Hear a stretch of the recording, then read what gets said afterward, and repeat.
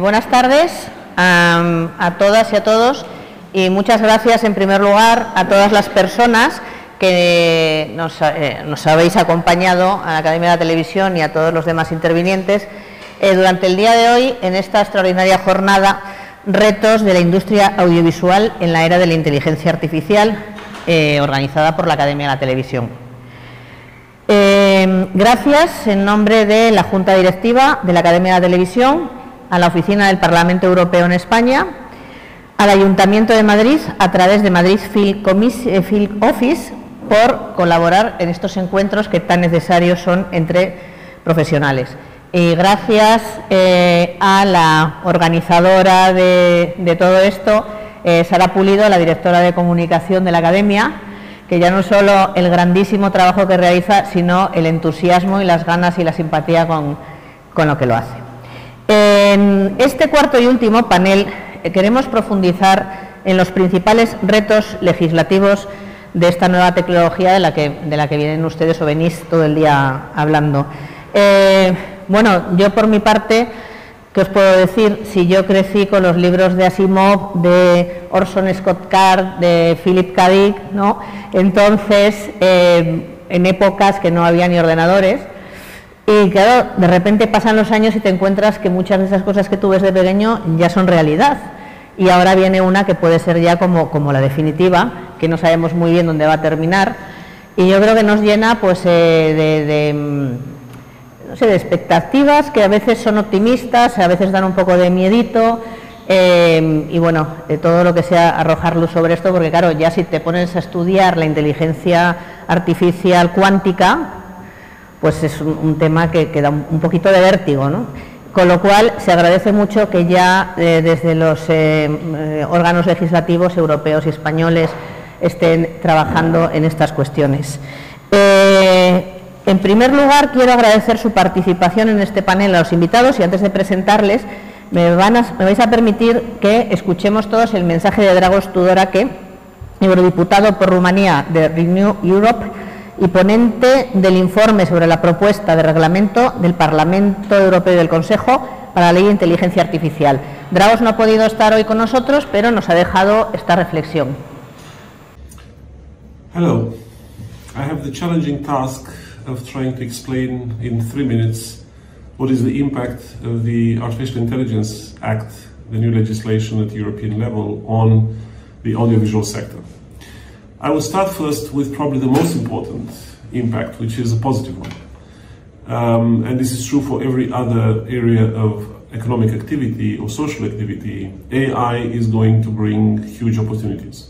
And that is valid also for the audiovisual sector, because everything from optimizing content to better targeting content, better personalizing content for the viewer or for the listener out there, these are opportunities that the new technologies will bring, and I'm convinced that the sooner the potential is being realized by all those providers of audiovisual content, then the easier it will be for them to adapt to the new trends and also provide better services, better packages for their consumers. But beyond the opportunity, there are also certainly challenges. And the first challenge is coming from the emergence and the evolution of generative AI models, which are posing a significant impact generally on the creative sectors and also specifically to the audiovisual sector.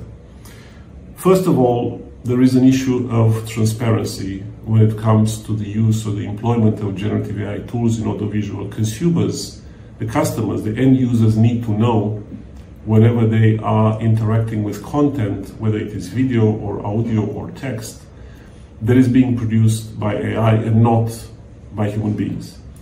This in AI Act is one of the obligations that, at least for us in Parliament, they are very important, and we will fight for these obligations in the negotiations to come, because we think it's an important element of accountability from the providers of content that is AI generated to the consumer. The second challenge that I see is with the fact that many of these new tools that are AI powered are going to also represent a challenge to the status quo in the audiovisual sector. Just like the occurrence of digital tools some decades ago also represented a challenge to the traditional media, TV or written or audio as we knew it back then, radio, TV and written media. Same thing now for artificial intelligence. We are going to see everything from new TV services to video streaming and everything else that is going to be fundamentally based or partially based on AI tools and AI-generated material, and that will indeed represent a challenge to the traditional audiovisual sector, which will also embrace part of these contents, again with the caveats and obligations that I mentioned earlier in relation to transparency, but we'll also have to adapt to the occurrence of new actors, of new types of services that are based on AI and that will represent an element of competition on the market. But beyond that, there is nothing else in the AI Act that affects the audiovisual sector as such. And in fact, I encourage all those providers and all those stakeholders in the sector to look positively, with a positive outlook, at the emergence of this technology and the further evolution of this technology, because ultimately, drawing the line, I believe that the opportunities will far outweigh the risks and the challenges that it will pose. Thank you. Muy bien. Tras escuchar el mensaje, me gustaría presentaros a los ponentes de hoy, que, como he dicho, pertenecen al ámbito europeo, al ámbito de la administración pública española y al ámbito de la empresa privada española de momento. No sé si sabes algo que yo no sé. No, pero bueno, como estáis con este éxito, ¿no? Pues más alejado de mí está Iván García del Blanco, que es eurodiputado por España del Grupo Socialistas y Demócratas, que lo primero que hay que agradecerle es que ha viajado aquí para estar con nosotros desde Bruselas. Él es miembro de la Comisión de Asuntos Jurídicos, de la Comisión de Peticiones, de la Delegación para las Relaciones con los Países de la Comunidad Andina, delegación en la Asamblea Parlamentaria Euro-Latinoamericana.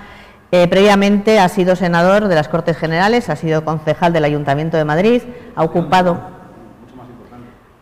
Pues esto, y además que yo soy de León, o sea que ya acabo de hacer un... Bueno, pues del Ayuntamiento de León, disculpa, ha ocupado varios cargos orgánicos en el Partido Socialista Obrero Español y entre 2018 y 2019 fue presidente de Acción Cultural Española. Nos acompaña también Carmen Páez, que es directora general de Industrias Culturales, Propiedad Intelectual y Cooperación del Ministerio de Cultura y Deporte.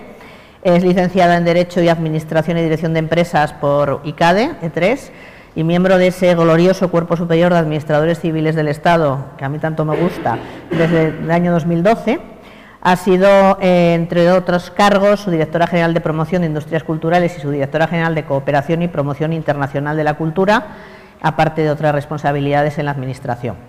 Y por último, y no menos importante, porque es, como digo, la empresa privada, y aparte es una persona que lleva muchísimos años trabajando en el sector regulatorio, que es Miguel Angle, director de Asuntos Regulatorios y Relaciones Institucionales del Grupo A3 Media desde el año 2016, que ha desempeñado cargos de responsabilidad en ONO y Vodafone España durante 17 años, licenciado en Derecho por la Universidad de Murcia, y tiene 3 másteres por el Instituto de Empresa Business School.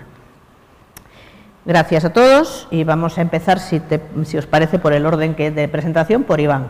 Y un poco por contextualizar brevemente, ¿cuáles son los grandes retos legislativos en la regulación de la inteligencia audiovisual enfocada al sector audiovisual, que es un poco el tema de esta tarde? Sí, ¿se me oye? Se escucha. Muy bien. En primer lugar, muchísimas gracias a la Academia por organizar esta mesa y por pensar en mí para poder participar en esta nómina tan importante e interesante de especialistas en cuestiones relacionadas con el sector audiovisual, con la propiedad intelectual y ahora ya con la regulación también de algo tan inaprensible a priori como puede ser la tecnología de inteligencia artificial. Hombre, retos yo creo que hay muchos. Yo me centraría en alguna cuestión principal que sí está afrontando la Ley de Inteligencia Artificial, de cuyo equipo negociador del Parlamento pertenezco, Porque, para empezar, y por hacer una salvedad importante, la Ley de Inteligencia Artificial no tiene pretensión de resolver todos los problemas relacionados con la inteligencia artificial. Es una ley transversal, horizontal, pero que trata de alguna manera de enmarcar la cuestión, trata de apuntar o de dibujar los rasgos principales, conceptuar, que eso es una cosa muy importante también en Derecho, y por supuesto anticiparnos a los riesgos principales que puede conllevar una el desarrollo de una tecnología de estas características, pero como digo, no pretende resolver sectorialmente cada uno de los problemas o nuevas circunstancias que puedan generarse por la introducción masiva de la inteligencia artificial, porque eso es sencillamente imposible.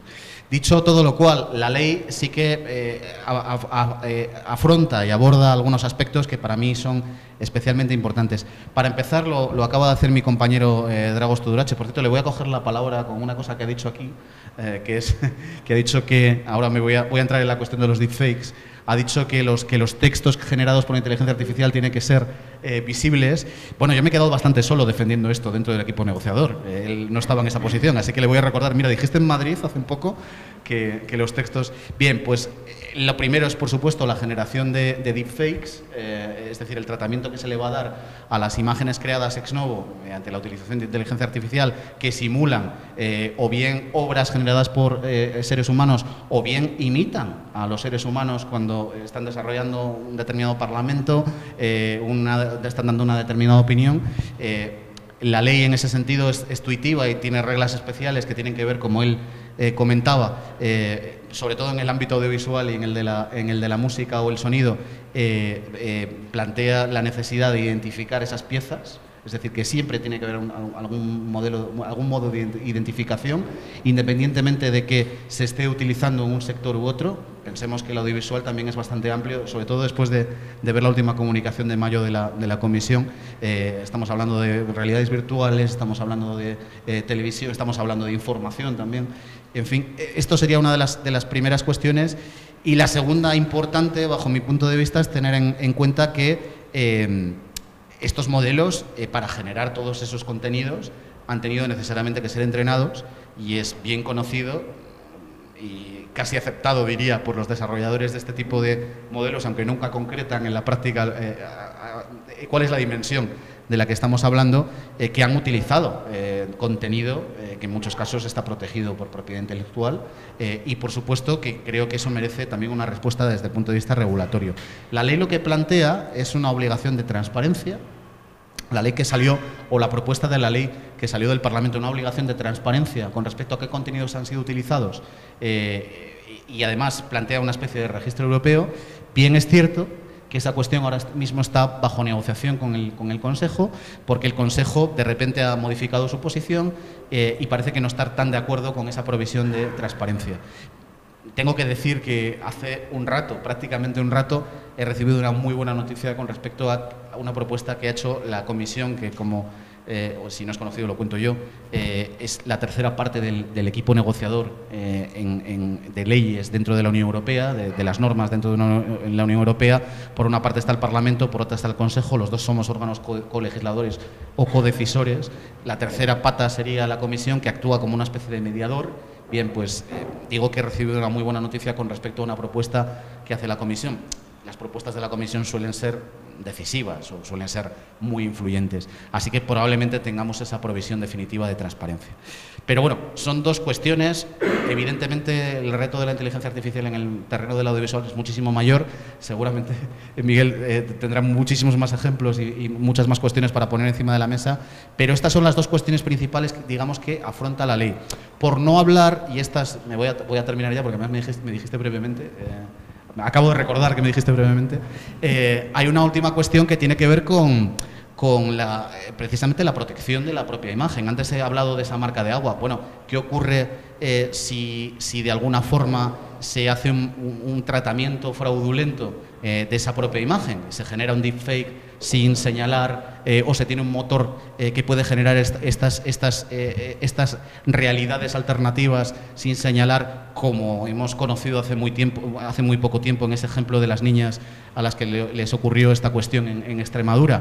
Bueno, sobre eso la ley está planteando también cuestiones relacionadas con la prevención.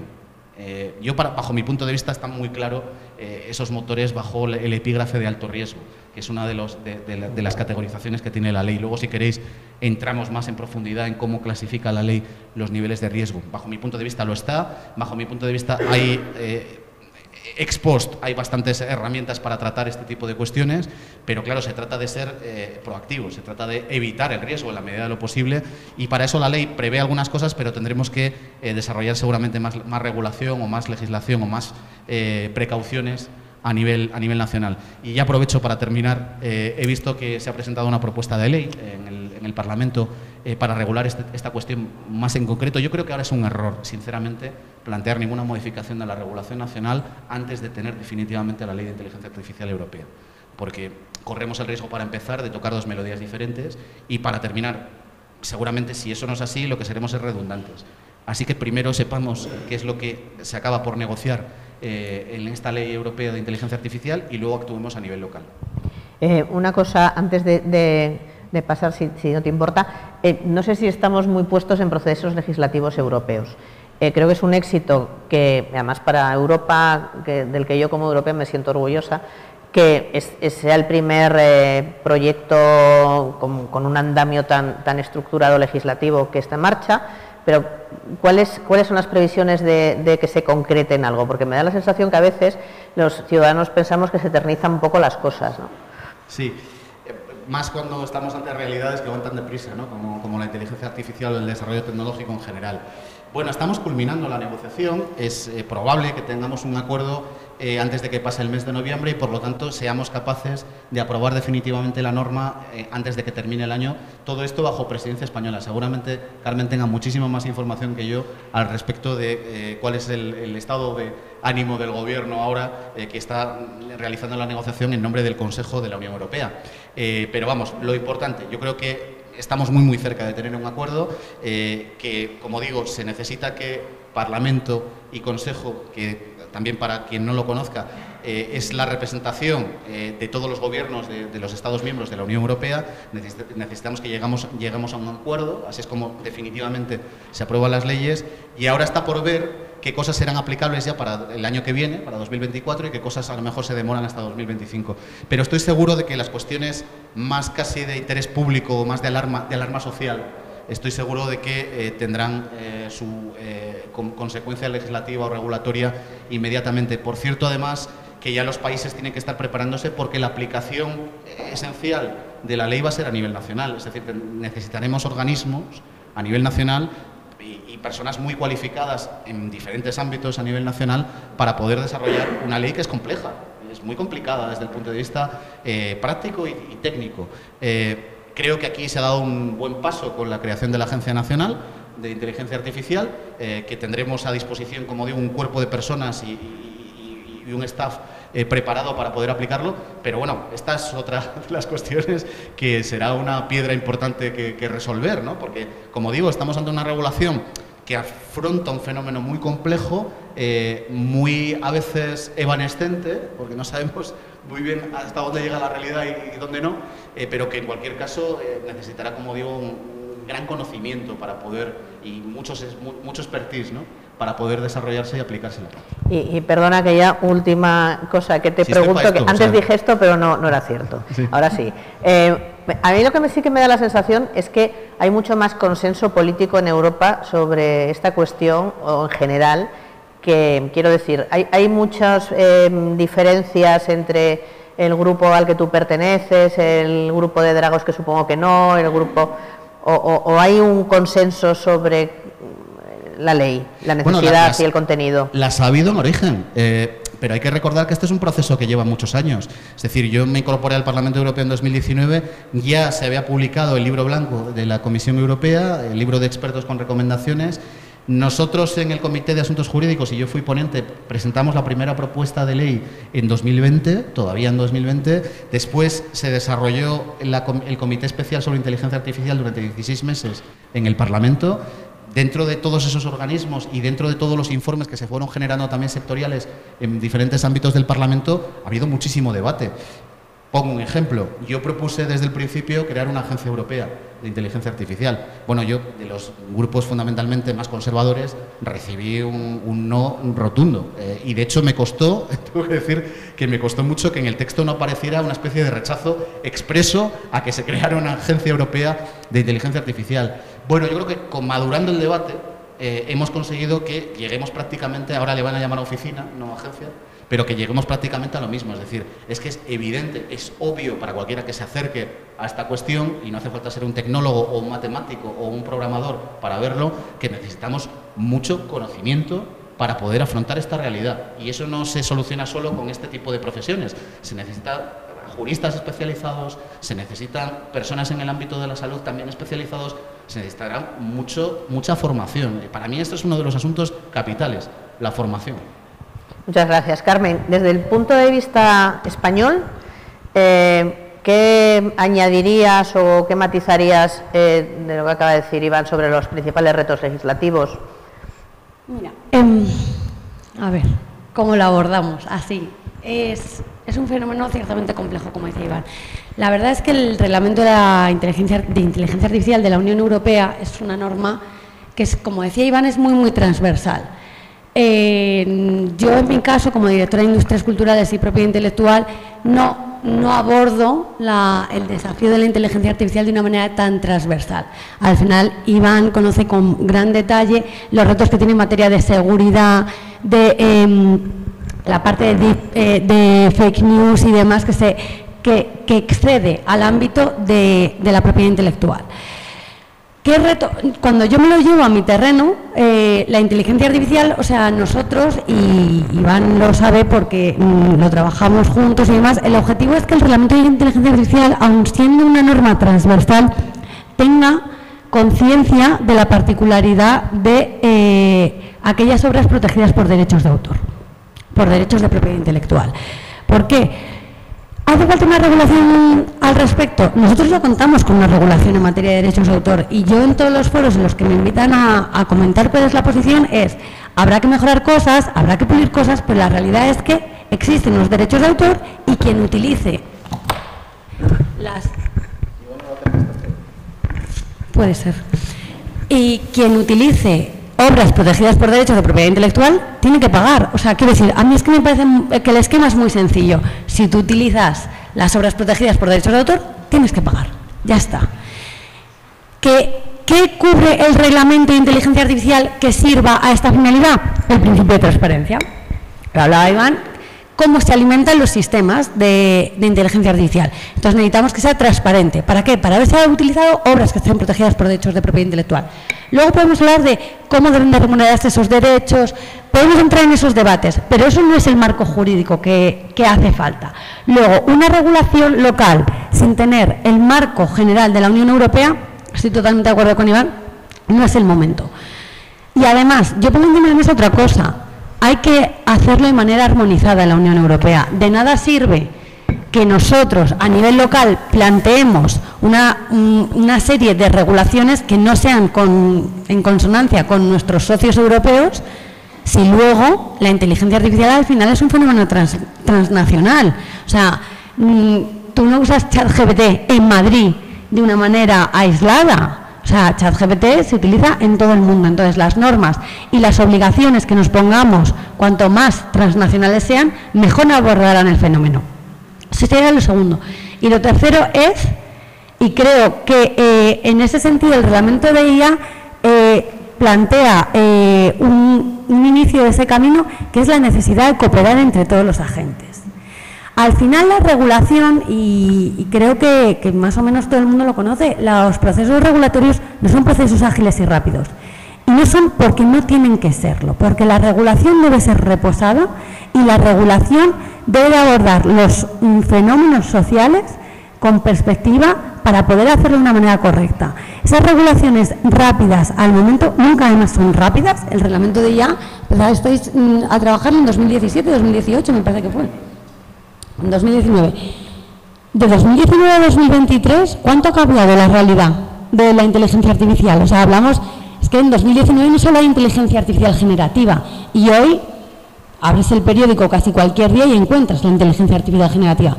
Con lo cual, los procesos, por las garantías que tiene que tener el Poder Legislativo, siempre van a ser más lentos. Entonces, un llamamiento a los procesos de autorregulación, de colaboración entre los distintos agentes, de corresponsabilidad.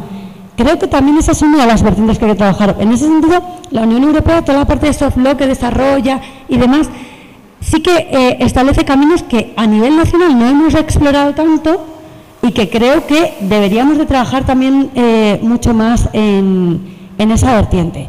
Y por otro lado, y ya con esto acabo, Marisa, porque yo también he oído brevemente, pero luego se me olvida. Por otro lado, no paramos de hablar de los retos, los desafíos de la inteligencia artificial, pero la inteligencia artificial plantea desafíos y plantea soluciones. Entonces, no es posible saber si la inteligencia artificial usa o no usa. Sí, es posible. Si la inteligencia artificial está lista para usarlo, también está lista para decirme qué es lo que usa. También nos ofrece mecanismos, también ofrece nuevos modelos de negocio a la industria cultural y creativa, ofrece nuevas herramientas para estudiar los públicos. Hay un ámbito de actuación de la inteligencia artificial que nos beneficia y del que podemos sacar rendimiento. Desde luego, la formación fundamental, habla procesos, pero no es el primer cambio que vivimos en la industria creativa y cultural. Entonces, yo de verdad animo a afrontarlo con optimismo. Desde luego, trabajando y señalando los desafíos, viendo dónde hay que actuar, pero no centrar todo el discurso en hace falta regularlo. Habrá que regular aquella parte que haya que regular, pero regular todo nunca, no es un mercado regulado, la cultura. Entonces, establecer ese tipo de trabas también hay que ser consecuente de las limitaciones que plantea. Por eso, balancear y buscar equilibrios. Luego volveré a preguntarte sobre el tema de los derechos de propiedad intelectual, que es parte de tu dirección general, pero a mí te voy a exponer ya un tema orgánico que a mí me preocupa un poco. Yo no sé si al haberse quedado un poco en stand-by la Oficina de Propiedad Intelectual, tenéis recursos para afrontar todo esto, porque ¿cómo está este proyecto? ¿Cómo está el proyecto de la oficina? El proyecto de la oficina, porque yo entiendo que todo esto, que es un trabajo ingente, pues os tendrán que dotar de medios materiales y humanos para desarrollarlo, y esto era un poco el propósito de la oficina, y ahora se ha quedado con la convocatoria de elecciones anticipadas. No sé, explícanos por favor cómo está el... Bueno, pues el proyecto de la oficina, como bien sabe todo el mundo, estaba consensuado en el Congreso, se había remitido al Senado. Al convocarse elecciones, como todos los proyectos legislativos, se paralizan. Entonces, esto ocurre con la ley de la Oficina Española de Propiedad Intelectual, con la ley del cine o con cualquier otra ley, que esté tramitando el Ministerio del Interior. Esto es así. Entonces, la oficina sigue siendo uno de los proyectos principales del Ministerio de Cultura. Básicamente porque además la oficina es un compromiso al que ha llegado el país, a nivel estratégico, con la Unión Europea. La oficina forma parte del Plan de Recuperación, Transformación y Resiliencia. Bien, es cierto que en las actuales circunstancias, estando en funciones, no se pueden tramitar ese tipo de proyectos legislativos. El trabajo está hecho, bien lo sabes tú además, y casi cualquier persona que haya tenido contacto con la Dirección de Industrias Culturales y Propiedad Intelectual, y en particular con mi subdirectora, sabe la cantidad de horas y de trabajo que hay detrás de ese proyecto normativo. Entonces, el trabajo está hecho, simplemente recuperarlo y hacer la tramitación. Y además, sigue siendo una prioridad. Creo que hace un par de semanas también el presidente planteó que iba a ser una de las prioridades, el ministro lo ha reiterado en distintas ocasiones. Entonces, ¿por qué? Porque es fundamental tener un órgano que sirva para la defensa de los derechos, que pueda abordar todo este tipo de cuestiones. Entonces, y nosotros trabajamos por ello cada día. Y que os dote de medios para trabajar, porque tampoco puede ser que un trabajo de estas dimensiones, como el esfuerzo que esto requiere, os acabe saliendo del cuerpo de personas con nombres y apellidos, porque todos tenemos una limitación, ¿no? Entonces tampoco es justo exigiros eso. Con lo cual, ojalá esto se solucione pronto. Miguel, desde el punto de vista de una empresa audiovisual, de una empresa privada, ¿cómo estáis abordando los puntos regulatorios? ¿Cuáles son los principales retos legislativos en la materia que se le plantean a Antena 3? Bueno, la inteligencia artificial a nosotros nos afecta para bien y para mal en todo lo que hacemos. Entonces, casi lo primero es aclarar que en el fondo el grupo A3 Media es un grupo que producimos contenidos de información, contenidos de entretenimiento, contenidos de ficción, contenidos que producimos y distribuimos en televisión, hacemos radio, hacemos prensa online. Con lo cual estamos en todos los segmentos del mercado, a través de todas las tecnologías de difusión, generando estos contenidos, ¿no? Y dentro de ese marco que hace que la inteligencia artificial como herramienta incremente nuestra productividad y a su vez genere muchísimos riesgos. Y entre esos riesgos yo fundamentalmente destacaría dos aspectos que ya habéis comentado. El aspecto asociado a la información / desinformación, las fake news, los deepfake, en qué medida la inteligencia artificial es una herramienta perfecta para la propaganda y la desinformación, sin perjuicio de que también es una herramienta muy productiva para incrementar la labor del periodismo. Y esta mañana decía nuestro consejero delegado, ¿no?, en el foro Metafuturo, si tuviéramos que resumir en una palabra, la esencia del grupo A3 Media lo que aporta es confianza. Y la inteligencia artificial lo que nos ha generado a todos es incertidumbre. Y precisamente la regulación, lo que creemos todos, que tiene como objetivo fundamental generar esa confianza. Entonces, en ese sentido, ¿no?, pues la confianza y la búsqueda de la confianza a través de la regulación es crítica para toda nuestra actividad informativa en televisión, radio y prensa online, y es crítica para toda la actividad creativa en series, ficción, películas, documentales y los programas de entretenimiento que hacemos, con todo el debate que se ha generado en el ámbito de la propiedad intelectual con la inteligencia artificial generativa. Yo, junto con esos dos aspectos, la desinformación y los aspectos de propiedad intelectual, también destacaría que lo ha señalado Iván, la gobernanza. ¿Qué modelos establece para asegurar que la ley se cumple? Porque podremos hacer una ley muy buena, pero si esto es muy complicado, y si no aseguramos que el modelo de gobernanza garantiza que la ley se cumple, no habremos logrado ese objetivo, ¿no? Y luego, si queréis, pues podemos profundizar más un poco en esos bloques. Sí, yo de entrada te voy a preguntar una cosa que a lo mejor no me la puedes contar porque es el secreto industrial. No sé, ¿estáis ya en producciones propias o contratadas utilizando, me imagino que hemos visto todos el episodio famoso de Black Mirror de Joan is so fall, ¿no? El de Joan es terrible, que bueno, eso ya es un extremo, que aparece Salma Hayek, que resulta que firmó un contrato de cesión de un buyout de estos americanos, y entonces, bueno, me imagino que lo habéis visto todos, ¿no? Que es un poco lo que está detrás de la huelga esta de actores y guionistas reciente, ¿no?, de Hollywood. Entonces, sin llegar a esos extremos, que eso yo espero y me imagino que falta tiempo para llegar a ello, ¿tú crees que ya en producciones se están contemplando herramientas de inteligencia artificial? Pues si me lo puedes contar. No es que no te lo quiera contar, es que no me lo sé. Entonces, esto va tan rápido y aplica tantas cosas que no me sé los casos concretos. Sé que ha estado una compañera de la casa esta mañana participando en una de las primeras mesas donde se han hablado de estos temas, pero no he podido asistir. Y no sé los casos o ejemplos que se han puesto. Desde luego, la inteligencia artificial, en la mesa anterior a esta, ¿no?, la persona representaba a Google, decía que la inteligencia artificial se utiliza en todos los servicios de Google desde hace más de 10 años, con lo que está integrado en los procesos productivos. Ahora quizá lo que ha llamado la atención es cuando ha dado el salto a lo más visual, a que lo que antes se ayudaba en el proceso de generación de una película, ahora de repente te hace la película.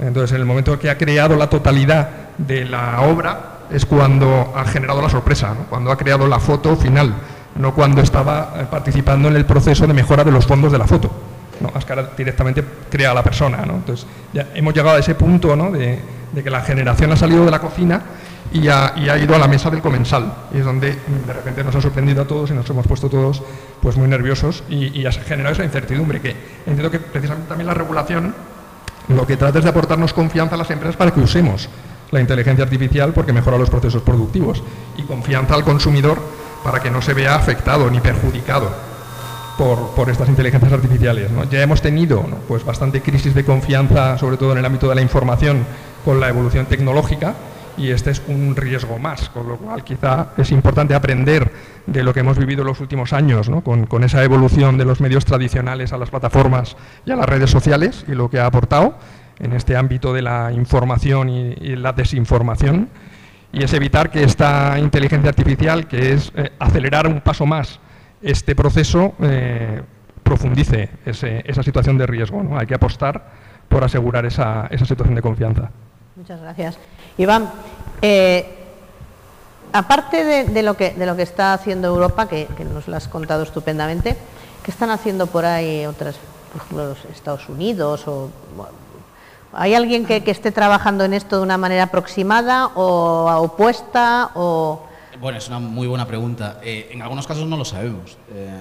La Unión Europea sí mantiene un diálogo permanente con agentes internacionales, fundamentalmente con Estados Unidos, que conozco un poco más porque además tuve la ocasión de estar hasta 3 veces allí con una delegación del Parlamento Europeo para hablar con reguladores, legisladores, con también think tanks, el ámbito de las grandes plataformas sobre cuáles eran sus planes. Y yo la primera vez fue hace como 3 años y pico, justo al salir de la pandemia, y recuerdo que cuando planteamos hacer una ley transversal, o que íbamos a hacer una ley transversal para regular el fenómeno de la inteligencia artificial, yo recuerdo que nos miraban como las vacas al tren. Se han vuelto locos. ¿Quién le pasa por la cabeza que vamos a regular esta cuestión? Y además, ¿por qué? ¿Cuál es el problema? Teniendo en cuenta que es verdad que, como decíamos antes, se estaba utilizando la inteligencia artificial, bueno, desde los años 50 seguimos usando la inteligencia artificial del siglo pasado, pero bueno, incluso de forma ya bastante importante, lleva muchos años. Estados Unidos está utilizando, por ejemplo, en el ámbito de la justicia en algunos estados, o en el ámbito de las prisiones, o en el ámbito de los seguros sociales, en fin, se estaba usando y cómo se estaba usando, ¿no? Y luego hemos conocido algunas cuestiones que vienen derivadas precisamente de los peligros intrínsecos que tiene una herramienta de esa potencia. Porque, y hago una salvedad, que esto es una cuestión importante, hablando de confianza y de peligro.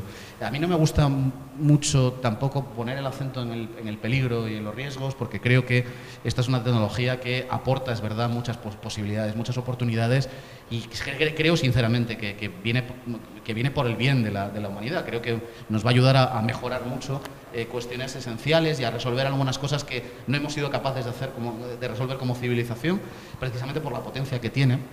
Pero es cierto al mismo tiempo que precisamente por ello, ontológicamente, pues tiene problemas adheridos y hay que afrontarlos, y tiene riesgos adheridos, ¿no?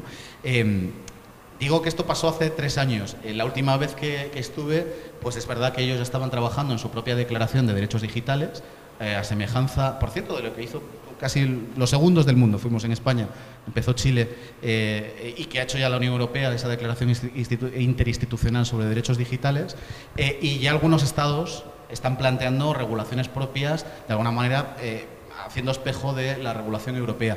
Creo que hay mucha expectativa con respecto a qué es lo que vamos a hacer en Europa, cómo termina definitivamente el texto.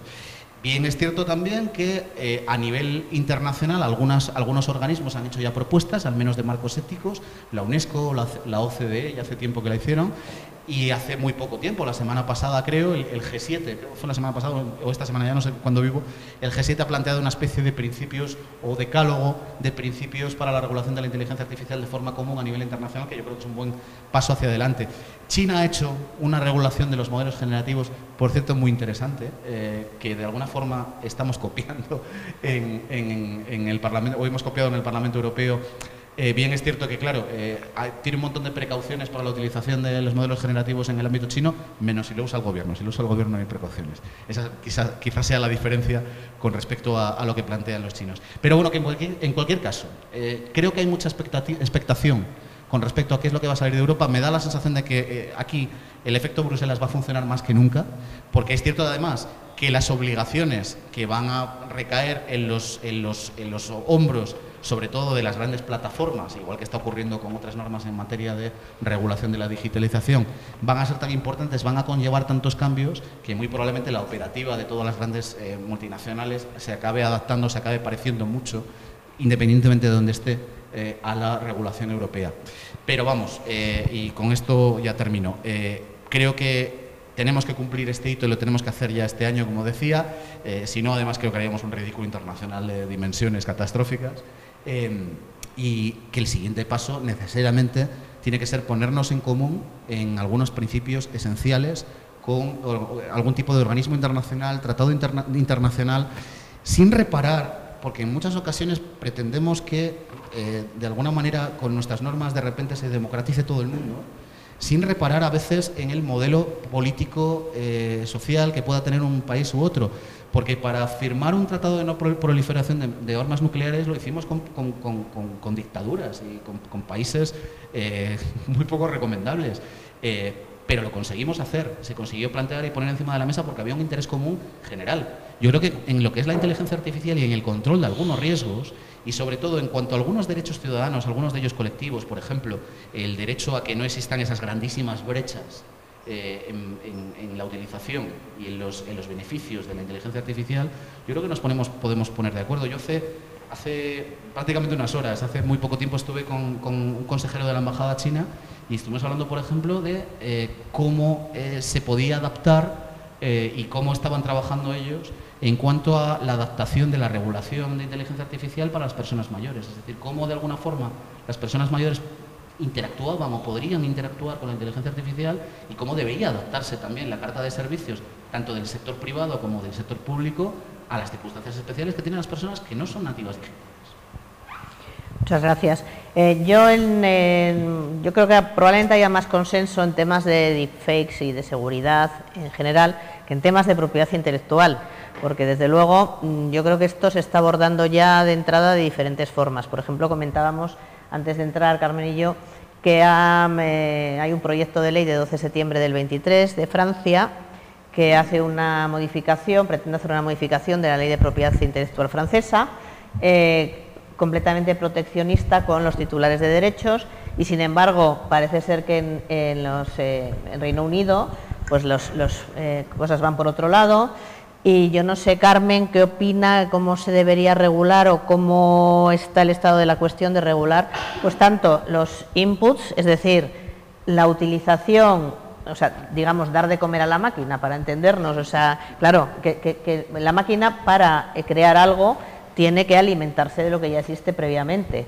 Eso serían los inputs, que se supone que, como muy bien dijo Carmen, habría que pedir autorización a los titulares, pero bueno, aquí te habría mucho que hablar sobre si la autorización está dada, no está dada, o cuando tú utilizas determinada cosa, aceptar condiciones, como pasa en Black Mirror, por cierto, haces un clic y ya se supone que les has vendido tu alma. Y luego, por otro lado, que es importantísimo para mí, y yo creo que está menos estudiado, es el tema de los outputs, o sea, de quién son los derechos de las obras, entre comillas o sin comillas, o sea, las creaciones de las inteligencias artificiales. ¿Cómo está? Pues uno, está en ciernes.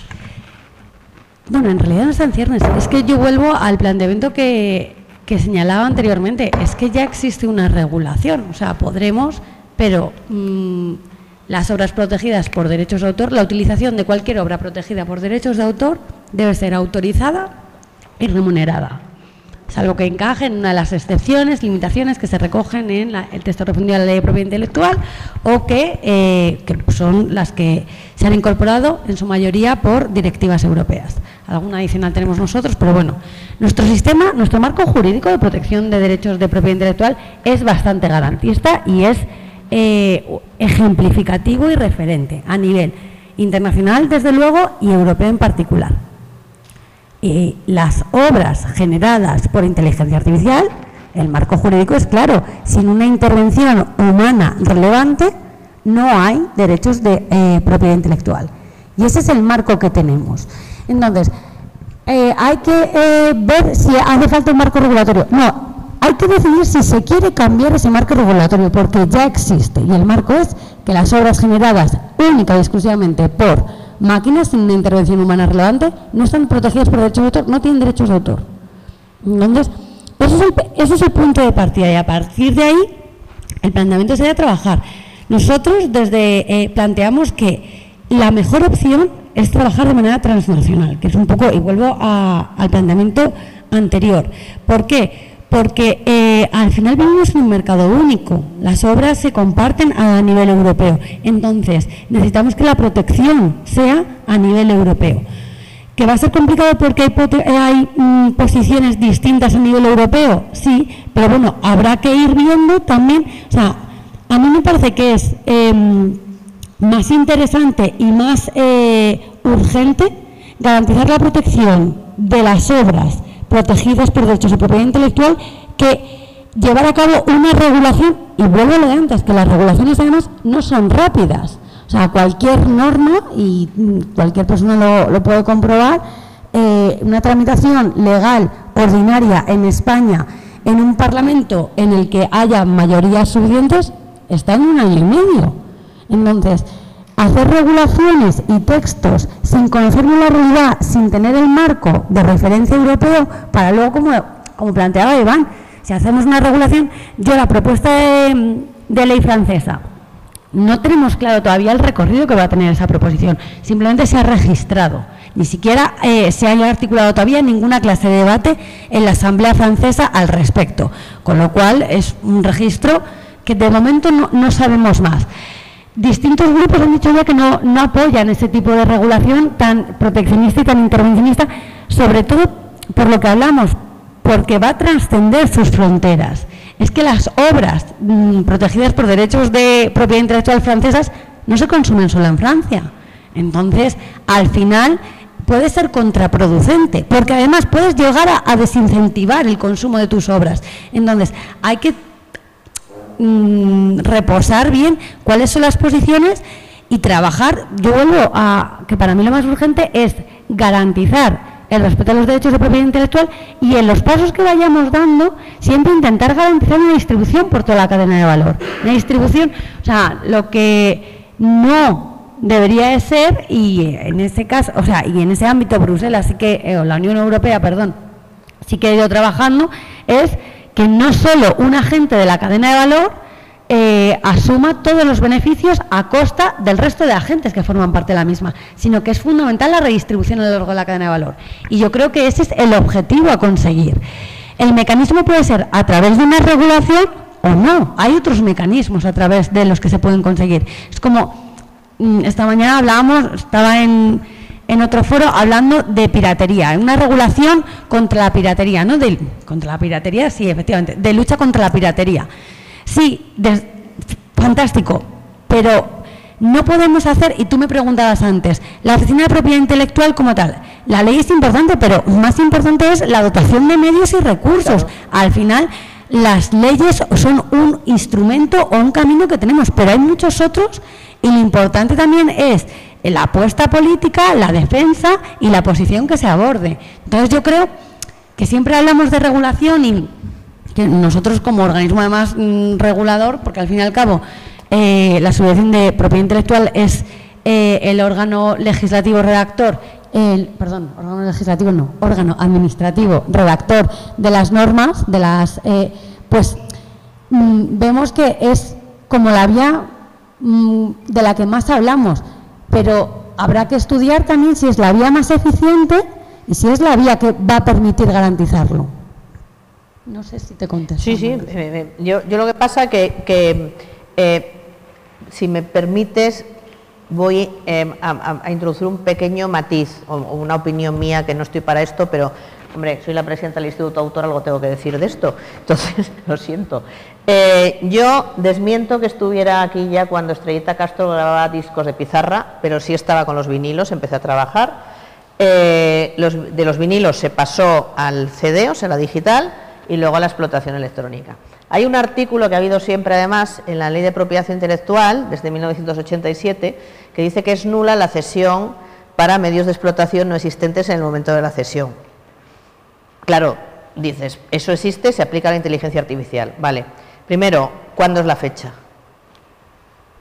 O sea, ¿qué fecha no existía la inteligencia artificial? Como te decía claro, Iván, o sea, entonces... Primero, sí, perdón, un segundo. Sí. ¿Qué es la inteligencia artificial? Porque quiero decir, es que hay un planteamiento y ahí, por eso es lo de tener un marco básico. Porque ¿qué entendemos por inteligencia artificial? ¿A qué te refieres? ¿A modelos de inteligencia artificial generativa? Porque esos tienen una fecha de entrada que además, o cuando se pone una distribución de la gente, es muy complicado hacer las fechas. Claro, exactamente. Entonces, al final, mira, en la práctica, lo que yo he vivido, por eso digo que, claro, los que ya tenemos una edad respetable, hemos vivido todos estos cambios, es que aquí nadie ha preguntado y todo el mundo ha tirado para adelante la explotación de sus catálogos. Eso es así. Entonces, porque, hombre, también tiene su lógica. O sea, a lo mejor Antena 3 tiene un repertorio, y perdona que te ponga como ejemplo, estás aquí, si quieres pongo No. Nunca viene mal que se mencione la marca. Marca, Antena A3 Media, pues por ejemplo, mira, RTV, si no te importa, Play, que tiene una plataforma con sus contenidos. Hombre, no sé yo si Televisión tiene que empezar a pedir autorización a todos los derechohabientes de todas las obras. Yo lo entiendo perfectamente, ¿no? Entonces, un poco hechos consumados, y se supone que si reciben un requerimiento de retirada deberían retirarlo, ¿no? Por lo menos, digo yo, digo lo que se ha ido haciendo. Pero claro, es que el tema de inteligencia artificial, si tú le das la comida a la máquina ya no se la puedes quitar, ya se la comió. Entonces, yo lo que creo es que habría que hacer algo en este sentido con una cierta rapidez, porque es que, o sea, ya cuando se quiera dar cuenta de esto, ya pueden crearte obras de Van Gogh y un pintor nuevo que se llame Van Gogh y que sea mejor. O sea, totalmente, y el marco jurídico lo permite hacer esa reclamación, que eso es un poco el planteamiento que nosotros tenemos, es que existen esos derechos de propiedad intelectual y eso es una vulneración. Nosotros tenemos tres vías, tenemos una vía civil, una vía penal y una vía administrativa para reclamar derechos, o sea, la utilización de derechos de propiedad intelectual. También es un poco la labor y la actividad del propio sector, o sea, desde las administraciones el marco jurídico existe. Entonces, si alguien, si los trabajadores y trabajadoras de la cultura sienten que se están vulnerando sus derechos de propiedad intelectual, ya existen una serie de mecanismos. O sea, hay determinadas cuestiones en las que estamos trabajando porque, por ejemplo, pues la legitimación por parte de asociaciones y demás es fundamental para poder facilitar este tipo de reclamaciones. Desde luego, y trabajamos en ello, y bien es cierto que en concreto la legitimación judicial era una modificación normativa que se preveía también en junio, estaba también en las Cortes Generales nuestras. Pero ¿qué quiere decir? Que eso ya existe. Cuando me dices, es que deberían de poder reclamar. No, si ya pueden reclamar. O sea, la regulación ya dice que si tú utilizas una obra protegida por derechos de autor sin permiso, eso es una infracción del ordenamiento jurídico. Entonces, eso es en lo que hay que trabajar, en cómo articular eso, pero la modificación normativa que se plantea o que en distintos foros de debate de la que se habla es una modificación que, o sea, quiere decir, es una norma legal. Y vuelvo a lo de antes, es que es 1 año y medio en el mejor escenario lo que tardamos en aprobar una ley. Y tú mismo lo has dicho, en 1 año y medio, ¿cuánto comes? Pues si te digo que como yo en 1 año y medio, pues te digo la máquina, ¿sabes? Entonces, que al final también lo que hay que trabajar es en eso, en que los titulares de derechos de autor sean conscientes del valor que tienen la propiedad intelectual y de reivindicarla y reclamarla. Que eso es un trabajo que nosotros nos hemos marcado también, la parte de sensibilización y de reconocimiento de la importancia de los derechos de propiedad intelectual por parte del sector, la importancia de la IP, que hay determinados sectores, por ejemplo, en el sector de los videojuegos, que también trabajamos mucho con ellos, es como, o sea, tienen muy interiorizado el valor de la propiedad intelectual, pero en otros sectores más tradicionales o menos tecnológicos, no tradicionales, sino menos tecnológicos, les cuesta todavía más verlo. Entonces, también tienen que ser conscientes de que son sus derechos y que tienen que reclamarlos los propios titulares. No podemos reclamarlos desde las administraciones nosotros.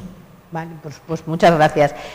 Miguel, te va a gustar mucho porque voy a hablar muy bien de Antena 3, de A3 Media. Yo, aparte que soy muy fan porque creo que hacéis una televisión de calidad, ya hemos hablado más veces que me parece bastante heroica la posición en la que estáis ahora mismo desde el aterrizaje de las plataformas, ¿no? Porque me da la sensación que os habéis quedado un poco como, no sé cómo explicarlo, no sé si en tierra un poco intermedia o no sé cómo, ¿no? Entonces, no sé si la inteligencia artificial va a suponer algún tipo de concentración empresarial, ya todavía crear gigantes, todavía más gigantes de lo que son y en qué posición se quedan empresas como la vuestra. No sé cómo estáis viviendo esto y luego tenéis vuestros propios catálogos muy relevantes. ¿No se cuenta un poco cómo vais a interactuar en ese sentido? Digamos que el mercado evidentemente cada vez es más competitivo, y ya cada vez más hablamos de que los segmentos tradicionales de televisión, radio, prensa, pues están difuminados, nacional, internacional está difuminado, lineal, no lineal está difuminado. Y fundamentalmente hablamos de audiovisual y mercado publicitario, ¿no? Que son los dos grandes mercados en los que nosotros estamos, ¿no? Y donde hay competidores nuevos, muy potentes, pero que compiten con esquemas más parecidos a nosotros, como pueden ser las OTT internacionales de vídeo bajo demanda, pues Netflix, Amazon, Disney, son gigantes, evolucionados. Y en particular Netflix es el novedoso, porque Disney pues cumple 100 años, con lo que ya estaba allí y siempre ha sido muy grande, ¿no? Pero luego está el mundo de las plataformas de compartición de vídeo y el mundo de las redes sociales, que compite con nosotros, compite en la atención y compite en la publicidad y compite a través de los mismos contenidos que competimos, porque utilizan herramientas de vídeo, herramientas de audio, herramientas de texto. Y sin embargo no hemos tenido en ese sentido las mismas reglas. Entonces yo creo que al hilo de este debate regulatorio de la inteligencia artificial podemos aprender un poquito de los debates pasados. Lo que nos encontramos en la directiva del 18 es que pretendía ser una directiva novedosa por incorporar por primera vez a la regulación audiovisual tradicional las plataformas de compartición de vídeo y las redes sociales. Yo creo que cometimos dos errores, ¿no? en esa directiva. La primera, hacerlo a través de una directiva, porque lo que se ha visto es que si ya la regulación es lenta, un proceso que implica luego transposición con diferencias entre diferentes Estados miembros y con un principio de país de origen que hace que al final Irlanda pues sea el país más deseado por determinados multinacionales americanas digitales, hace que las reglas sean muy complicadas y se hayan tardado demasiado en aplicar, y además no son las mismas, ¿no? Que es el segundo error. Yo creo que se ha evolucionado mucho y últimamente pues se ha pasado de que en Europa la regla sea la directiva a que sea el reglamento. Tú que estás allí, no sé si lo compartes, pero yo creo que es un acierto.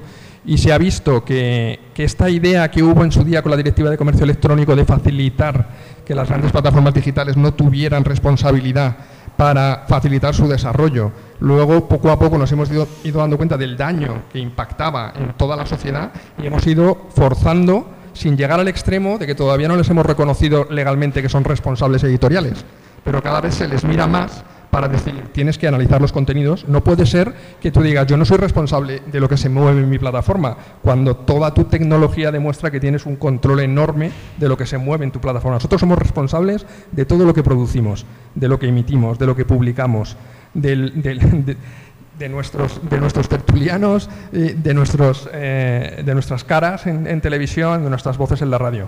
Sin embargo, el enfoque tradicional de las plataformas ha sido siempre pues evitar la responsabilidad.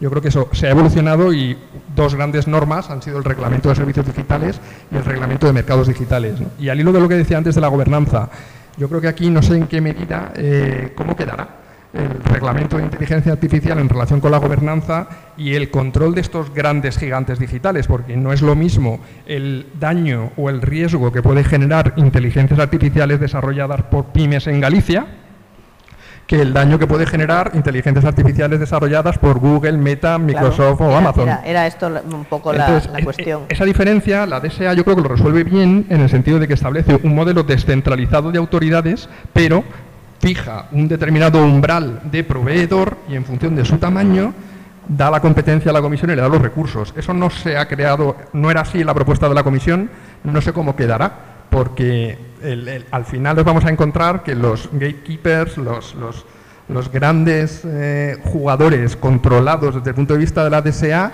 no lo van a estar desde el punto de vista de las inteligencias artificiales al mismo nivel y por las mismas autoridades. Entonces, al final, estamos viendo al comisario Breton que se está peleando con Elon Musk en relación con la desinformación en Twitter. Pues ese mismo nivel de policía, ese mismo nivel de comisario, no de comisario político casi, sino de comisario de chapa, es el que necesitamos para este mundo de la inteligencia artificial cuando estamos hablando, ¿no?, de esos niveles de jugador. Eso es lo que... Eso creo. Muchas gracias. Hay un tema simplemente que antes, por complementar lo que ha dicho Carmen, en este bosque tan complejo de la propiedad intelectual, que nosotros ahora mismo estamos en una cierta discusión, un cierto debate o reflexión de qué impacto tuvo la Directiva 790/19 cuando en su artículo 4 reguló como excepción la minería de datos, la minería de datos comercial, no solo para fines de investigación. Y básicamente con el objetivo de facilitar el desarrollo tecnológico y todas las enormes ventajas que aportan las inteligencias artificiales en múltiples aspectos de la vida, desde la organización del tráfico hasta la prevención de terremotos o en muchísimas cosas, ¿no? Y entonces, para facilitar eso, se estableció que con carácter general se podían hacer minería de datos en obras y prestaciones protegidas por derechos de autor, salvo que se especificara por los titulares que el opt-out, ¿no? Que no daban la autorización, y siempre y cuando esa autorización se hiciera de manera que mecánicamente fuera fácil de acceder. Entonces ya ha surgido la inteligencia generativa que ha aprendido de estos usos mientras nos estábamos dedicando quizá a otros artículos de la ley. El de minería, la verdad, lo miramos poco. Y ahora estamos todos mirando el artículo de la minería, este opt-out, cómo se hace, cómo se ejecuta, qué efecto puede tener en caso de que lo ejecutemos, desde cuándo aplica, porque ese es un poco el modelo que hoy por hoy tenemos en la normativa, ¿no? Y yo creo que en este momento ese debate está en Europa, está en la Comisión, está en los gobiernos. ¿Qué hacemos en esta situación, ¿no? Para que los titulares volvamos a tomar el control de esos inputs, porque es un modelo en el que el output compite con el input. Bueno, ¿querías decir algo, Iván? Sí, Perdón. Sí, puedo. En primer lugar, efectivamente se está generalizando el uso de la herramienta del reglamento por encima de cualquier otra diferente, fundamentalmente de la directiva, también con el ánimo de crear un mercado único digital europeo, es decir, con la voluntad de que no existan demasiados disensos en cuestiones esenciales país a país, entre otras cosas también porque se trata de... Sí, digo que también se trata de generar un mercado digital europeo también para competir en el exterior. De acumular también fuerza y de acumular también recursos para poder competir en el exterior. Para eso es esencial, fundamental, que no haya también diferencias esenciales en el terreno regulatorio país a país. Es decir, que la certeza y la certidumbre jurídica sea la misma para operadores externos o operadores internos. Eso es cierto y además creo que es un acierto, pero bueno, también es una batalla y una decisión política, porque efectivamente hay países que no quieren que esto sea así.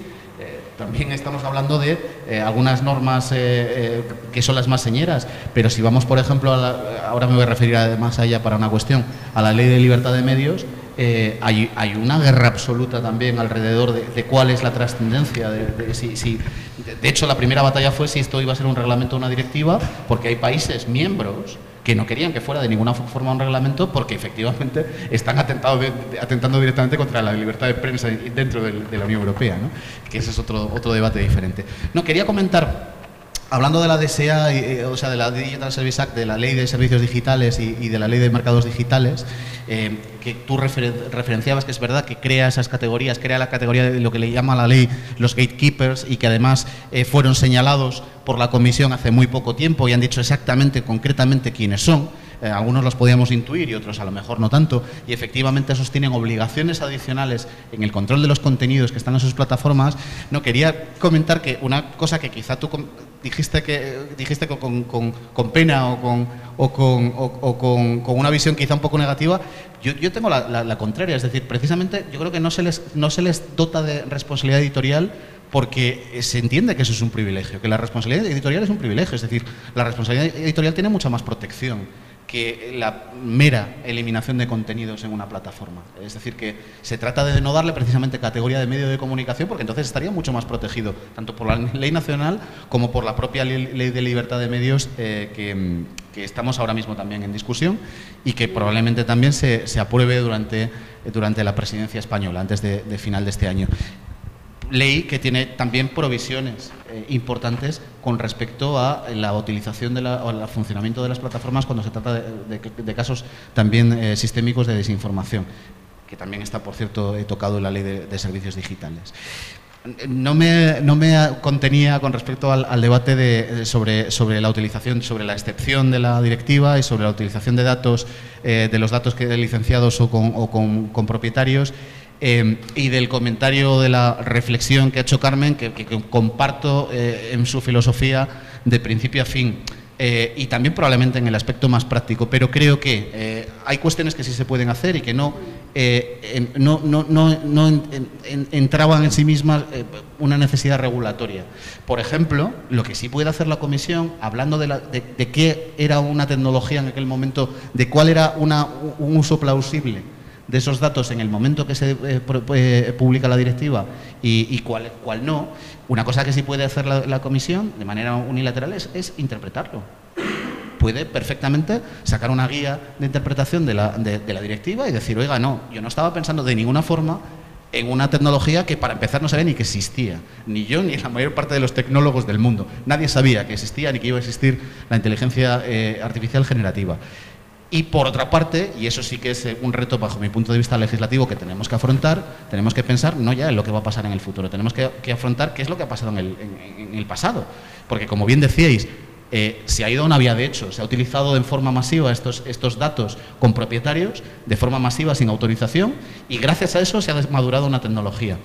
Y efectivamente, ya tenemos la tortilla encima del plato, no podemos volver a los huevos, es imposible físicamente, pero sí podemos hacerles pagar la tortilla. Y yo creo que eso es, ese es un debate esencial que sí tenemos que afrontar, y vamos a tener que hacerlo desde el punto de vista regulatorio, no vamos a tener otro remedio, ¿no? Porque no vamos a poder obligar de ninguna forma a estos grandes tenedores, que por cierto, además, como bien habíais dicho, están compitiendo luego en el mercado, gracias a la maduración que han hecho de la utilización fraudulenta, y lo digo directamente, fraudulenta de los contenidos que no podían utilizar, que por lo menos paguen por haber llegado a este proceso de maduración, porque es que además pueden. Yo en alguna ocasión tengo este debate, yo también voy como las tonadilleras, voy actuando por muchos lugares de Europa con la ley de inteligencia artificial, y muchos me plantean a veces, me dicen, hombre, pero no le vas a hacer pagar a una startup que ha desarrollado un modelo generativo porque es que no puede afrontarlo, no tiene ni capacidad tecnológica para poder identificar los contenidos que ha utilizado. Mire, es que esto no lo han desarrollado startups, es que esto de la startup en un garaje, esto es mentira, esto lo han desarrollado los grandes monstruos que han tenido capital suficiente como para poder afrontar una inversión descomunal y además, por cierto, acelerar la evolución mucho más allá de lo que estaba previsto. Porque tenemos el problema encima de la mesa, el problema y por supuesto, la ventaja encima de la mesa mucho antes de lo que preveíamos. Tanto es antes que estábamos discutiendo la ley de inteligencia artificial en el Parlamento y nos encontramos la inteligencia artificial generativa de sopetón. Es decir, no teníamos ni una sola clave en cuanto a que íbamos a tener esa realidad encima de la mesa desarrollada y en pleno funcionamiento durante la negociación de la ley, porque es que ni siquiera las personas expertas en este terreno, más allá de las compañías que lo han desarrollado, tenían ideas sobre eso. Es decir, que efectivamente nos afrontamos muchos retos, pero yo creo que no tenemos que arrugarnos tampoco a la hora de afrontarlos. Tenemos que tener también una voz potente y reclamar y reivindicar nuestros derechos. Por supuesto, los titulares los primeros, pero también las instituciones públicas en aquellos ámbitos en los que va a ser absolutamente necesario que pongamos el músculo de toda la Unión Europea encima de la mesa, que es, por cierto, la única forma que tenemos de poder ahormar, de poder de alguna manera embridar a estas grandes plataformas, que con esto no quiero decir que haya que hacerlo de manera general, quiero decir que están trayendo cosas muy buenas para el mundo también, pero en fin, como en tantas otras cosas, no puede haber un aspecto de la vida social y económica que no tenga una regulación, no puede existir. Carmen, ¿querías añadir algo tú? Sí, yo es que, estoy de acuerdo con Iván y además estoy de acuerdo que solo se puede hacer a nivel de Unión Europea, es imposible hacer una regulación de lo que están haciendo las grandes corporaciones que desarrollan modelos de IA a nivel país, o sea, a nivel cada uno de los Estados miembros, es que no va a llegar, porque además generas la trampa al mismo tiempo, porque si yo regulo una cosa pero Portugal no, cuando es un mundo virtual, que no tengo unas fronteras físicas, entonces no tiene sentido. Entonces, en ese punto estoy de acuerdo. Pero también vuelvo a lo de que la regulación tiene que ser pausada y demás. El límite de minería de datos se metió ahí, pensando en poco, no haciendo una reflexión y una maduración de que eso podía pasar. Yo estoy convencida que a nivel legislativo, las instituciones en ese momento, a nivel europeo, no eran conscientes de lo que la inteligencia artificial iba a desarrollarse. Pero sí, estoy convencida de que habría grandes corporaciones que en el año 2019, cuando se aprueba, ya sí que estaban trabajando en ese tipo de cuestiones. Completamente. Entonces, si ya estaban trabajando en eso, ya sabían que esa regulación les podían tener un uso que llevara a que fuera fraudulento. Entonces, de ahí la necesidad de que la regulación sea prudente.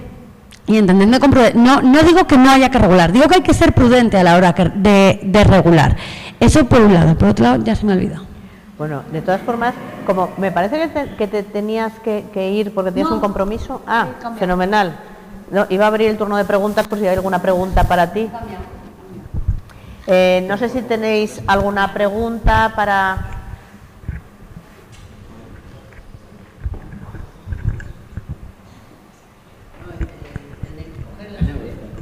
El azul.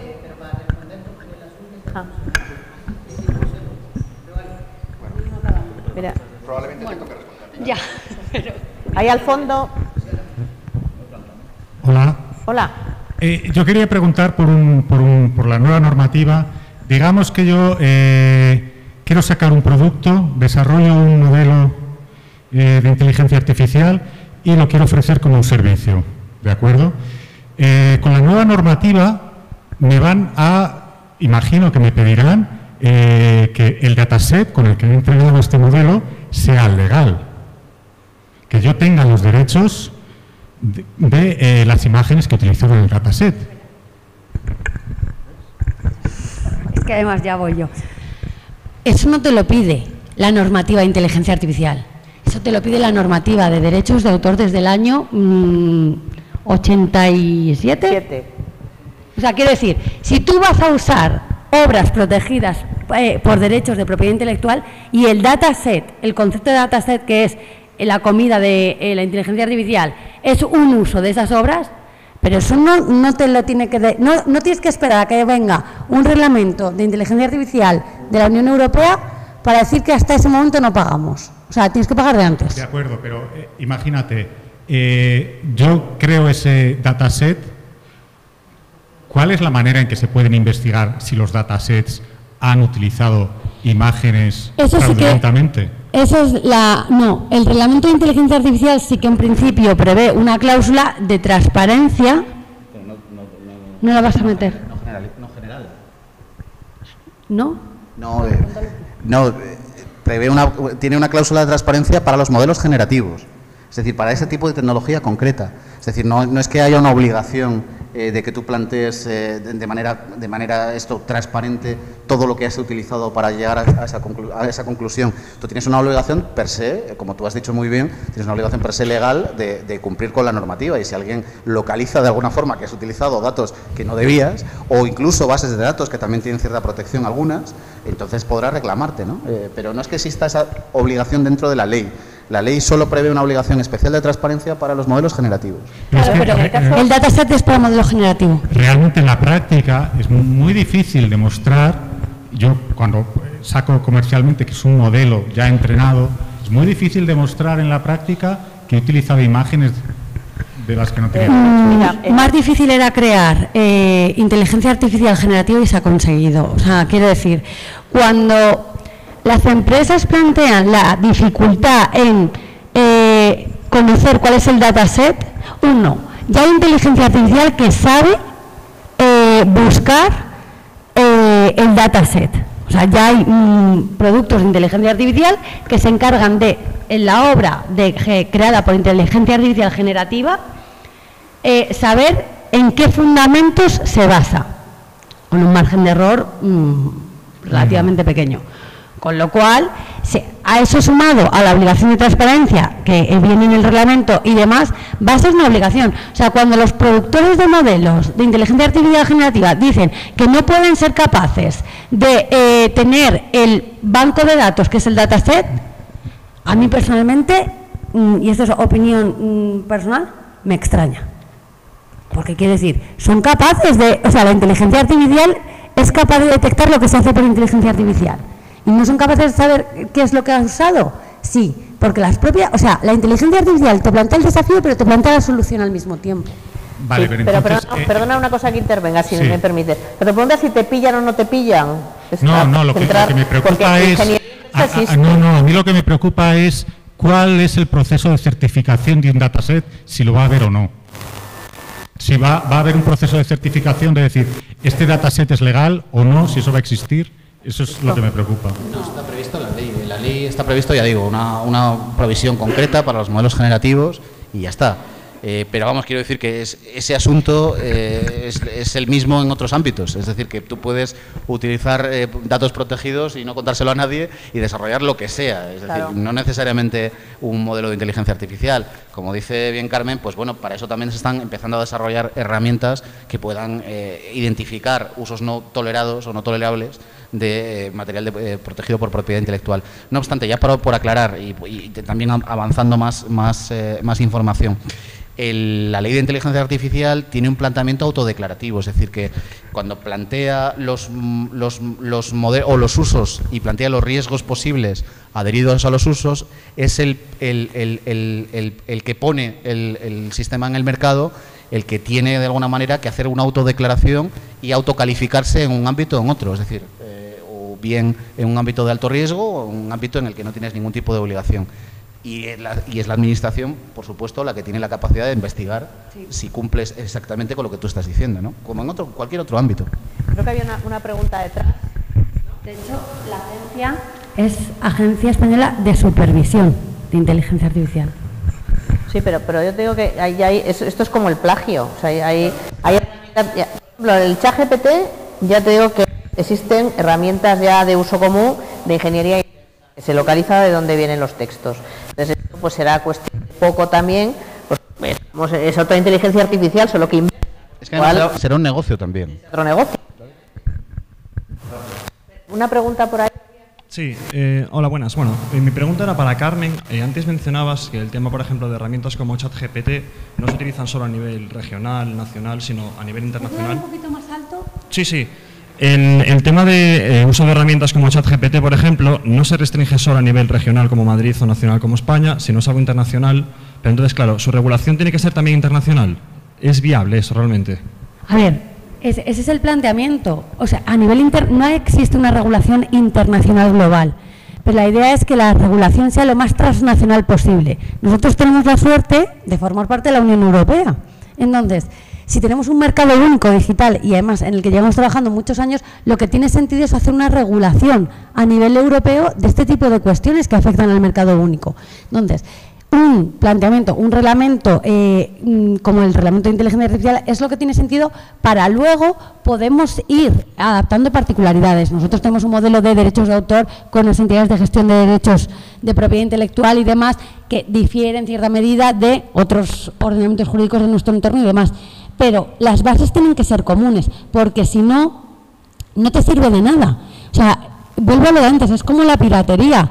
El problema no es que puedan existir organizaciones de personas que delinquen con derechos de propiedad intelectual en Albacete. El problema es que, porque yo esa persecución siempre me va a resultar más fácil, porque tengo autoridades nacionales para poder hacerlo. El problema es que lo hacen en Cracovia y yo no tengo posibilidad de actuación allí porque no tengo jurisdicción. En cambio, si tengo un marco normativo común, siempre me lo va a facilitar.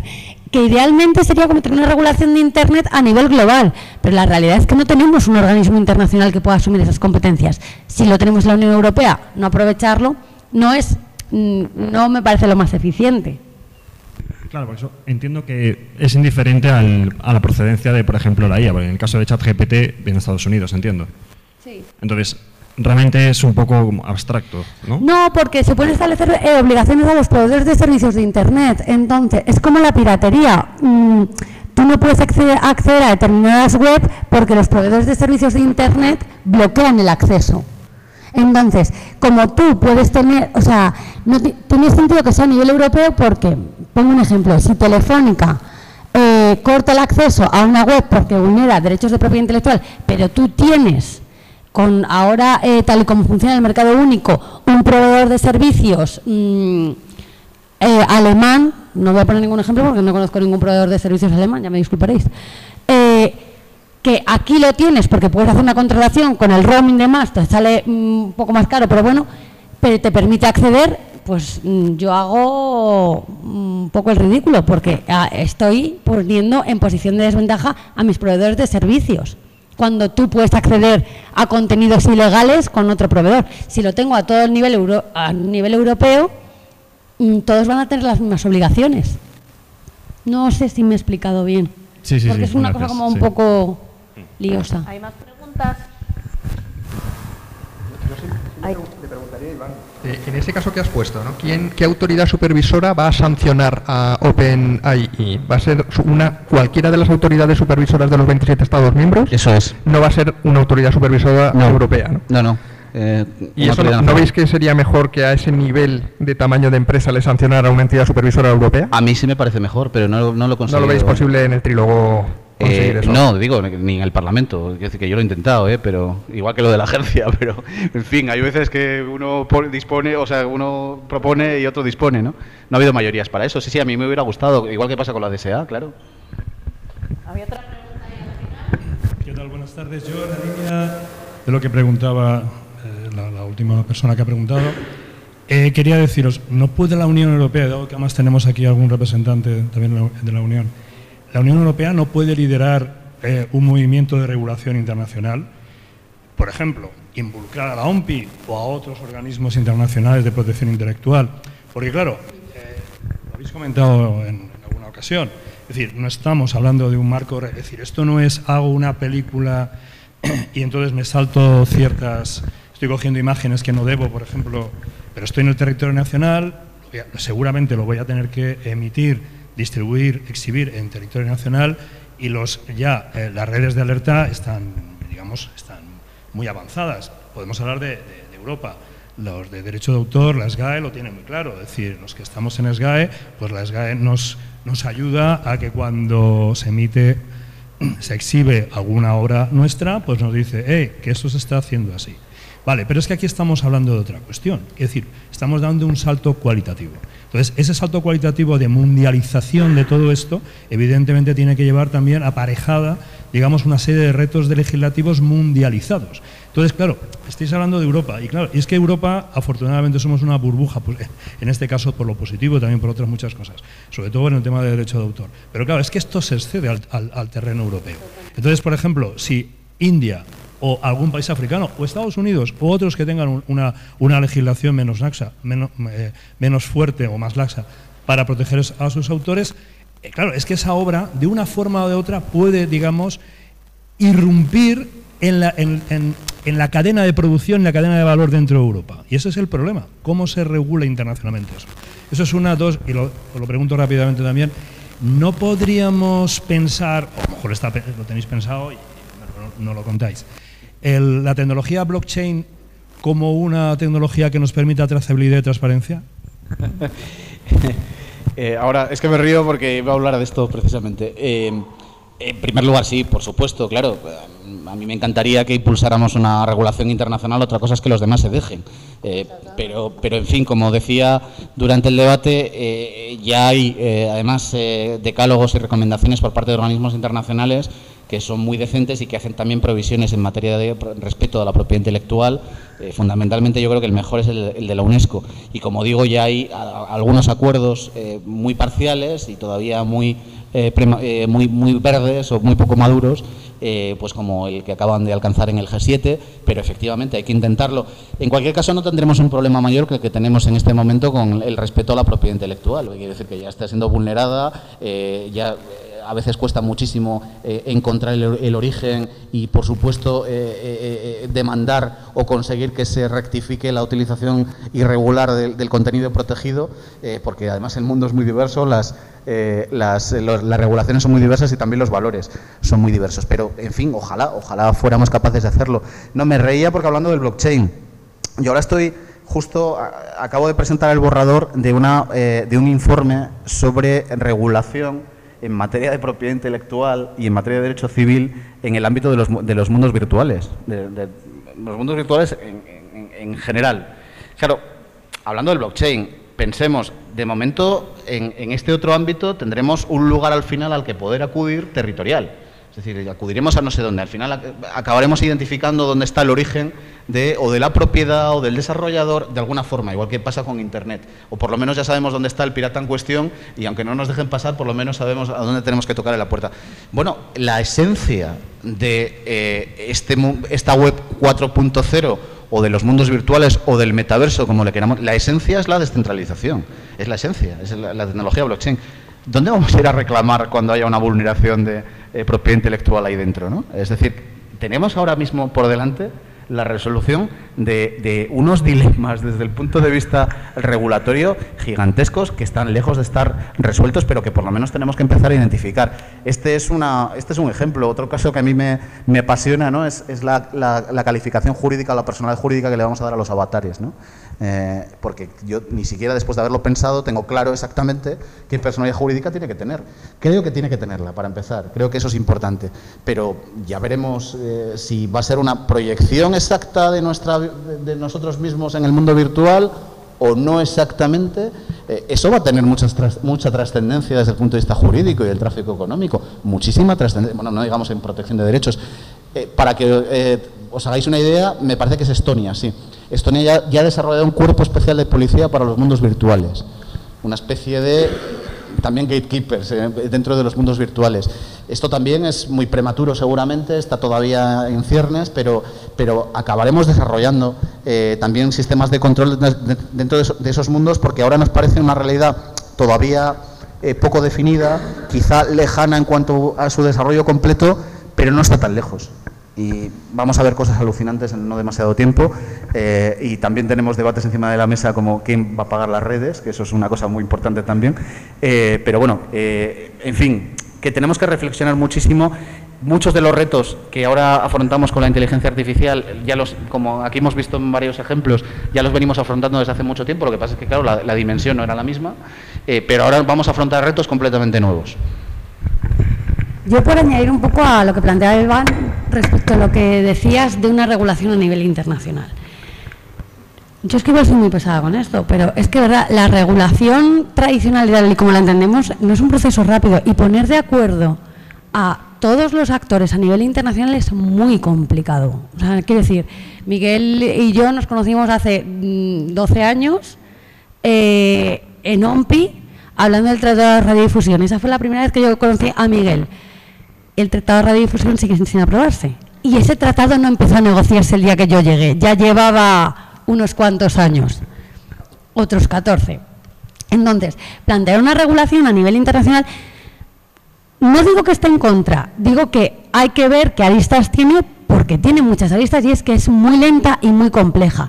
Y sí, sigo pensando en que es fundamental otro tipo de instrumentos en los que corresponsabilicemos a los grandes jugadores, agentes que están involucrados en los procesos. O sea, hablamos, si además, como decía Iván, están detectados, o sea, hay grandes corporaciones que se encargan de esto.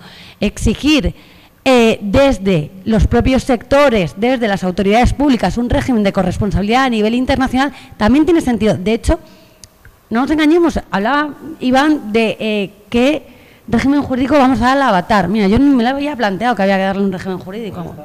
No lo quería saber, en realidad. No. Yo creo que teníamos que ir terminando. Yo me quedo con la imagen de los policías estonios saliendo por el metaverso como Super Mario Bros. Y para terminar, yo voy a hacer una pregunta. Yo tengo, ¿quién no tiene un amigo conspiranoide que dice que hay que hacerse amigo de las máquinas y ser buenos con ellas para que cuando nos dominen no nos maten y este tipo de cuestiones? Yo no llego tan lejos, pero sí me gustaría como última reflexión que me dijerais: inteligencia artificial, Miguel, miedo, precaución, alegría, esperanza, ¿cómo lo ves tú? ¿Una mezcla de todo? Bueno, una mezcla de todo. Por dar una nota optimista, ayer cuando, entre otras cosas, pues leía de cara a esta charla de hoy, pensaba, es muy curioso, ¿no? Pero nos estamos preocupando mucho de lo que hacen las inteligencias artificiales cuando sustituyen a las inteligencias naturales. Por ejemplo, en un proceso de selección de personal, el grado de sesgo que puede tener una inteligencia artificial. No nos preocupamos mucho el grado de sesgo que puede tener el responsable de selección de una empresa, ¿no? Y pensando en mi hija de 8 años, ¿no? Pensaba, oh, madre mía, no sé si me fiaría más, ¿no?, de una inteligencia artificial entrenada para ser padre que de mi propia labor. Porque, bueno, pues a mí me han entrenado relativamente. Yo he aprendido lo que he aprendido. No he tenido un gran dataset, solo tengo una hermana, he tenido 2 padres, en fin. pues uno aprende con su entorno, ¿no? Las inteligencias aprenden con ese macromundo de datos, con lo que pueden llegar a ser más lejos. Y cuando yo veo que mi hija tiene mala cara, pues le tomo la temperatura y pienso, pues, yo a lo mejor le he sentado algo mal, ¿no? A lo mejor si la acerco al ordenador y una inteligencia artificial de medicina la analiza, el resultado que me dé, pues seguro que es mejor que lo que puedo yo llegar a pensar, ¿no? A lo mejor no sustituye al médico, pero a mí sí, ¿no? Con lo cual yo creo que sí que hay muchos elementos positivos que pueden aportar las inteligencias artificiales, porque van a estar mucho más controladas que las inteligencias naturales, que tenemos mucho peligro. Y en cuanto a la nota negativa es la velocidad de cambio, es ingestionable. Entonces la velocidad de cambio es ingestionable y aquí no todo puede basarse en la regulación. Yo creo que es muy importante y cada vez hablamos más de principios. Antes había, ¿no? Pues Google aquí decía, nosotros hemos sido muy prudentes, ¿no? con la inteligencia artificial. Y antes comentabas el privilegio, ¿no? de responsabilidad editorial. Yo me acordaba de lo de Spiderman, ¿no? De un gran poder exige una gran responsabilidad. Yo sí que creo que hay que pensar en esos principios y pensar en esas grandes responsables, ¿no? Y exigir responsabilidad. Está fenomenal que Google declare que es muy prudente. Lo importante es que no sea una cuestión voluntaria, sino que no le quede más remedio que serlo, como no nos queda más remedio a A3 Media que serlo, que lo somos encantados, pero además nos lo exigen. Pues en ese sentido creo que hay que avanzar en esa línea, ¿no? Muy filosófico.